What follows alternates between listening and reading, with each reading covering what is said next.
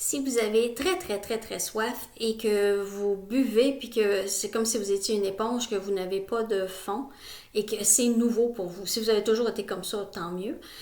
Si c'est nouveau pour vous, ou si vous avez aussi que vous avez besoin d'aller à la toilette, là, souvent, à ce moment-là, faites vérifier votre glycémie. Allez à la maternité, faire vérifier la glycémie encore. J'ai des patientes qui, malheureusement, durant la grossesse, ont fait une appendicite. Et là, c'est que c'est trompeur parce que l'appendice, oui, on sait, c'est en bas à droite, sauf dans les films quand ils font le blooper. Comme je vous dis, il n'y a personne qui veut écouter des films avec moi, mais des fois, je suis comme, ils sont du mauvais côté. Petite parenthèse. Donc, en bas à droite. Sauf que quand vous êtes enceinte, tout est refoulé vers le haut. Donc, l'appendice peut avoir l'air d'être plus le foie. Donc, c'est pas évident comme diagnostic. Et quand on essaie de faire nos examens à l'hôpital, mais encore là, une douleur qui ne part pas et qui ne semble pas ligamentaire. C'est-à-dire, quand vous bougez, ça fait encore mal. Ou quand vous pesez dessus, ça fait encore mal, mais une bonne douleur. Puis, d'habitude, ça augmente. Et souvent, vous allez avoir des problèmes digestifs avec ça, soit des vomissements ou plus capable de manger. Consultez, OK? Et mentionnez aux gens si vous êtes enceinte, parce que c'est pas toujours évident en vous regardant dans les yeux, de dire, ben je suis enceinte. Fait que là, ils vont regarder à la bonne place parce que bébé vous a tout poussé ça sur le haut. En passant, mes patientes j'en ai eu deux ou trois, qui ont été opérées pour l'appendice durant la grossesse, ils étaient à 20 semaines et tout ça, ça a super bien été, ils se sont rendus à terme avec... La cicatrice est moins jolie parce qu'elle n'est pas à la bonne place et là, le ventre étire sur une cicatrice fraîche, donc ça fait des cicatrices qui sont un petit peu plus larges, mais bon, c'est pas on arrête le bikini et c'est tout. Chose qui devrait vous faire consulter, c'est si vous sentez qu'il y a quelque chose qui n'est pas correct. OK? Et ça, moi, j'ai toujours respecté ça au bureau. Quand une patiente me disait, Nathalie, il y a quelque chose qui ne va pas, même si mon examen était complètement normal, j'entendais le cœur du bébé, sa pression était belle et tout ça, des fois, je l'envoyais faire un monitoring. Si elle me des fois, elle me disait, bon, je suis rassurée, c'est correct, regarde, là, je le sens bouger, c'était juste une mauvaise journée, parfait. Mais d'autres fois, si elle me disait, ben, toujours, il y a quelque chose qui ne va pas, on prenait nos précautions. Des fois, la majorité du temps, il n'y avait rien qui n'allait pas, mais je respectais ça parce que vous êtes dans votre corps, il n'y a personne qui sent comment vous vous sentez.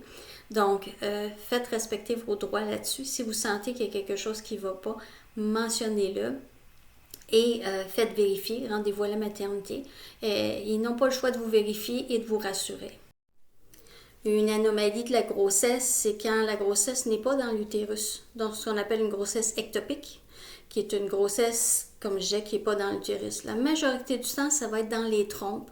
La majorité du temps, c'est des femmes qui ont eu des infections, soit gonorrhée, chlamydia, tout ça, qui ont eu des salpingites, des infections des trompes, ou qui ont déjà fait des grossesses ectopiques. Plus on en fait, plus on peut en faire.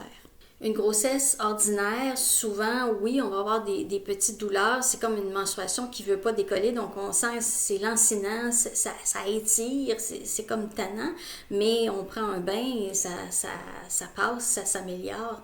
Alors qu'une grossesse ectopique, c'est une douleur qui va augmenter, et quand ça arrive que la grossesse ectopique va rompre, là, c'est comme un appendicite crevé, donc c'est vraiment une douleur qui est aiguë. Donc souvent, les madames vont se rendre à l'urgence en disant, là, c'est pas normal ma grossesse.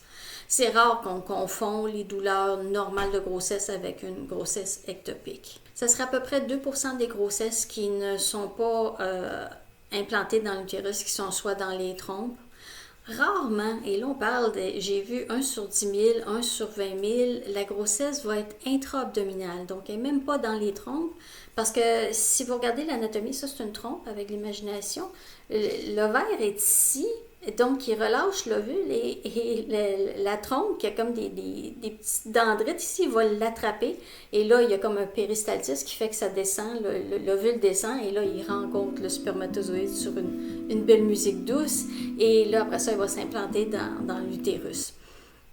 Mais ça se peut que si la trompe est vraiment bien bouchée, que l'ovule il se dit ben là je vais aller flotter en quelque part et le spermatozoïde qui est vraiment déterminé va le féconder pareil.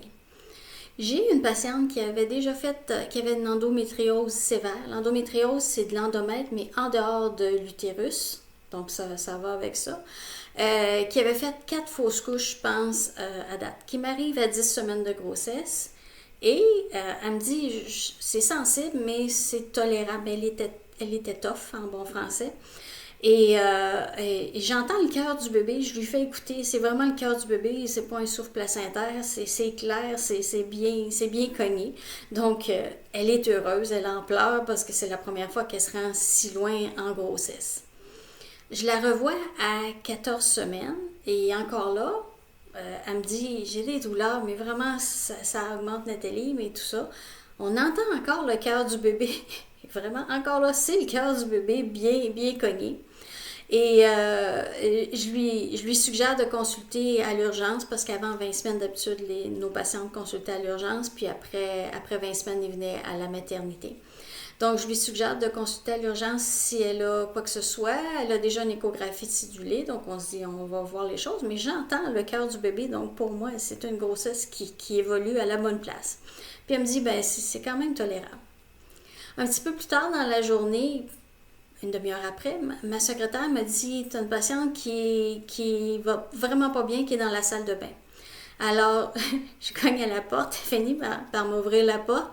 Et elle est à terre dans la salle de bain. Et là, elle est pliée en deux, elle est vraiment en grosse douleur. Donc, je l'envoie à l'urgence. On fait venir l'ambulance, je l'envoie à l'urgence. Et là, ils font une échographie et la grossesse était attachée aux intestins, à ses intestins. Un peu comme dans le film Junior là, avec Arnold Schwarzenegger. C'est une grossesse intra-abdominale. Et effectivement, le cœur du bébé était positif. Donc, et c'est rare qu'on va rendre une grossesse intra-abdominale à terme. C'est arrivé dans la littérature, il y a 2 cas. Le livre Guinness dit 33 semaines, une qui s'est rendue le plus loin. Et après ça, il y a un autre cas qui s'est rendue à 38 semaines et elle ne savait pas. Elle s'est rendue à terme et quand ils ont ouvert pour faire la césarienne, ils se sont rendus compte qu'il n'y avait rien dans l'utérus mais que c'était à côté. Et ça a donné un beau bébé normal. Donc, c'était quasiment chanceux qu'elle ne l'ait pas su parce que probablement qu'elle aurait été mise devant la décision de est-ce qu'on termine la grossesse. Comme ma patiente, c'est ça qui lui... Et ça lui a déchiré le cœur parce qu'elle se disait... Le bébé, il est vivant, là. On est à 14 semaines, donc vraiment, il commence à ressembler à un petit embryon, puis elle ressemble à un humain. Je me suis jamais rendue aussi loin, puis elle envisageait, mais ça aurait été super dangereux et elle aurait pu en mourir. Donc, ils ont opéré, ils ont ôté tout ça, mais ça a été difficile. Je pense pas qu'elle ait eu d'autres grossesses après. Mais c'est pour dire, c'est quand même fascinant la nature, parce que c'est quand même très fort. Et quand j'ai lu le cas de celle qui s'est rendue à 38 semaines, qu'il ne savait pas, elle avait des douleurs, mais ça passait. Et c'est bizarre parce qu'elle avait eu des échographies et les gens ne voyaient pas les échographistes. Peut-être qu'ils regardaient la télévision en même temps, là, mais ils ne portaient pas beaucoup attention parce qu'il n'y avait pas de paroi utérine autour de ce bébé-là. Donc, il me semble que ça se voit, mais en tout cas, ça a l'air que ça ne se voyait pas. Donc c'est ça. Les risques par contre, c'est que ça peut perforer l'intestin, ça peut faire une hémorragie et le bébé d'habitude ne se rend pas à terme parce que il n'y a pas un gros placenta, là. C'est pas l'endomètre, là, mais c'est pour montrer comment c'est fort la nature, ça trouve son chemin.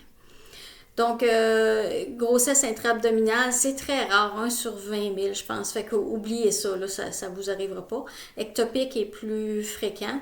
Et discutez-en après ça avec votre médecin, dire qu'est-ce qui s'est passé, c'était dans quelle trompe et qu'est-ce qu'on peut faire, est-ce que il y a des traitements préventifs et tout ça. Donc, vraiment, ouvrez la discussion, pas juste dire j'ai fait une ectopique, donc je vais retomber enceinte. Quelles sont les probabilités que ça se reproduise? C'est important si vous avez c'est vraiment une grossesse anormale quand c'est pas dans l'utérus, de dire quels sont les facteurs les chances que ça se reproduise et est-ce qu'on peut faire quelque chose pour que ça ne se reproduise pas. Donc, posez vos questions. Écrivez, là, vous avez pas mal toutes les pistes que je vous ai données, à savoir, qu'est-ce qu'on peut faire pour prévenir ça et quels sont les risques que ça se reproduise. À la prochaine capsule.